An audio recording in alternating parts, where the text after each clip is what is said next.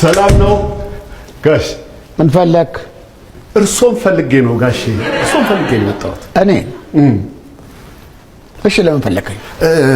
ሐሳብ ለመውሰድ፣ ትምህርት፣ ልምድ ለመለዋወጥ። ይምላል ይሄ እኮ ያን ይበላብኝ። እኔ ከዚህ ጋር ልምድ የምለዋወጠው በቃ አይደለም ጋሼ። አይ የልምድ ልውውጡ ምንድነው ጋሼ?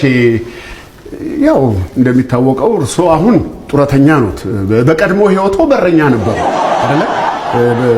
ጡረተኛ በረኛ ነው። በረኛ ጡረተኛ ሰበኝ የፈለከው አይደለም ነው እንጂ አይደለም ጋሼ። እርሶ የካበተ ልምድ ስላሎት ልምዶትን እንዲያካፍሉ ነው። ምን መሰሎት ጋሼ? በመስሪያ ቤት የእግር ኳስ ግጥሚያ አለ እና እዛ ላይ እኔን በረኛ አድርገው መረጡኝ። አንተ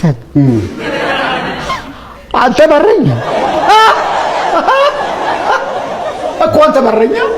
እሱማ ልክ ኖት። አቅሜ ያጥቂ ነበር። ገለታ ነው ፊቴ በረኛ ይመስላል ብሎ በረኛ። ኧረ ምንም አይመስል። በረኛነት እኮ እንዲቀለ ማንም ዘው ብሎ የሚገባበት ሙያ አይደለም ማለት አትሆንም አንተ። ለበረኝነት ምን ያንሰኛል? ይከብዳል።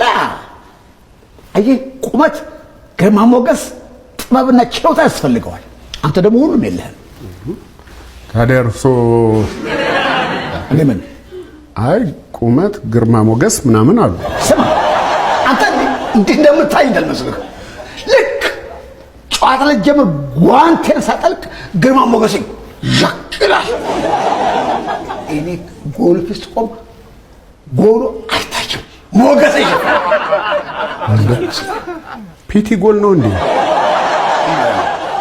እሺ አሁን ልምዶትን ለመካፈል ነው የመጣሁት ጋሼ። አንድ ነገር ይበሉኝ።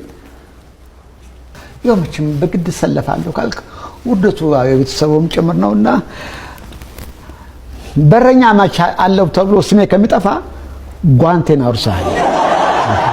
ልባርክ በደንብ ጠበቀህ ትመልስልኛለህ እና ሰቅለዋለሁ። አዎ እንዴ እስከ ዛሬ ጓንቶን አልሰቀሉም እንዴ? ወደ የሚሰቅል ስቀልህ። ዋናው ነገር የመጣህበትን ልብ ብለህ ስማኝ። ለበረኝነት ዋናው ነገር ዋናው ችሎታ መንሳፈፍ ነው። ከዛ ኳሷን ወይኔ